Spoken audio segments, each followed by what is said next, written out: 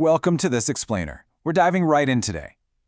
Imagine experiencing something so incredibly painful that even years later, your heart just starts racing when you hear a certain sound, or visit a familiar place, or even just remember a specific moment. For many survivors of trauma, and we're talking sexual assault, abuse, violence, war, or serious accidents, this isn't just a memory, it's a daily reality. And because of this, some people begin to believe that they're permanently damaged. They tell themselves, I'll never be the same, I'll never feel safe again, my life is ruined. But what if science told us something entirely different? What if your brain is not permanently broken, but instead it has an incredible ability to heal? In today's explainer, we're going to be exploring the truly fascinating science behind trauma recovery. And as you'll see, modern neuroscience actually gives survivors genuine, real reasons to hope. Part 1. The reality of trauma. Let's get this straight right off the bat. Trauma is not simply a painful memory. It literally changes how the brain processes information. To understand why that happens, we have to look at the immediate biological response. When someone experiences a traumatic event, their brain immediately activates its survival system. Within milliseconds, it prepares the body to stay alive. Your heart rate increases, breathing becomes faster, muscles tighten up, and stress hormones, like adrenaline and cortisol, just completely flood the body. And, here is the absolutely crucial point we need to remember.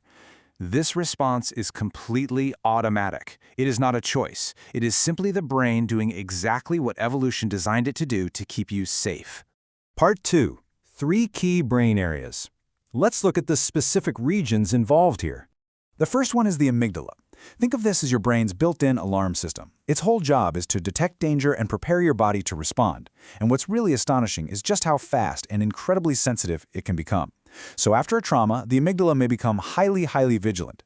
Even situations that are objectively totally safe can trigger this intense fear, all because that alarm system, it's basically stuck on overdrive. The second crucial area we need to talk about is the hippocampus. This region is like a filing cabinet. It helps organize memories and distinguish between the past and the present. But trauma can severely interfere with this process, making old memories feel as though they are happening all over again right now. And that's a major reason why flashbacks and nightmares can be so terrifyingly vivid. The third key area is the prefrontal cortex. This is the part of your brain that handles reasoning, planning, emotional regulation, and decision-making. Basically, the logical stuff. But here's the catch. During moments of extreme stress, its activity actually decreases. So this direct cause and effect relationship makes it significantly harder to think clearly or calm those intense emotions down when that amygdala alarm system is just blaring. Now I know hearing about all these physical changes might seem really overwhelming, but here is the biggest thing you need to take away from this explainer. Yes, these changes are real. They are absolutely measurable. But most importantly, they do not mean you are permanently damaged. Which brings us to Part 3, the power of neuroplasticity. And guys, this is where hope truly begins. One of the greatest discoveries in modern neuroscience is something called neuroplasticity. So what is it? Neuroplasticity is simply the brain's ability to reorganize itself by creating and strengthening new neural connections throughout your entire life. For years, scientists actually believed the adult brain was just sort of set in stone and couldn't change. Well, today we know that's completely false. The truth is, the brain is continuously adapting in response to learning, to new experiences, and yes, to recovery. And everyday actions are the actual building blocks of that change. Think about it. Every single time you learn a new skill, or practice a healthy habit, or challenge those fearful thoughts, or even just experience quiet moments of safety, your brain is physically changing. New neural pathways are being strengthened, while the old fear-based patterns can become less and less dominant. Now, to be clear, this process doesn't erase the past, but it absolutely can reduce the power that traumatic memories have over your present life. Part 4, healing takes time. It's incredibly common for survivors to become really frustrated because healing just isn't immediate. They often wonder, why am I still struggling with this months or even years later? Well, the answer is that the brain heals gradually. Just like a broken bone needs time to knit back together and repair, the brain also requires time to build those new neural patterns. This means you have to give yourself patience. Healing almost always happens in small steps. Like one day you might just notice you're able to sleep a little better. Another day you might find yourself actually enjoying a conversation without feeling completely overwhelmed. And while these moments may seem small, they are actual physical signs that recovery is taking place in your brain. Progress is rarely a straight line, right? Some days are easier, some are definitely harder. But remember this, setbacks do not erase the progress you've already made. Part 5. Habits for brain health. So, how do we actively facilitate this healing? Well, one of the single most effective ways to support recovery is through evidence-based therapy. There are treatments like trauma-focused cognitive behavioral therapy, or TF-CBT, which actually help people recognize and change those unhelpful thought patterns while gradually dialing down those intense fear responses. Then there's EMDR, eye movement desensitization and reprocessing, which is a highly researched therapy that helps process traumatic memories so they just become less emotionally overwhelming. And there are other approaches too, like exposure therapy and cognitive processing therapy, that have been proven to help so many survivors. And the core goal of all these treatments is actually quite simple. Therapy is not about forgetting what happened, it's about helping the brain finally understand that the danger is over. And with time and practice, many survivors experience fewer flashbacks, way less anxiety, improved sleep, and just a much greater sense of control over their own lives.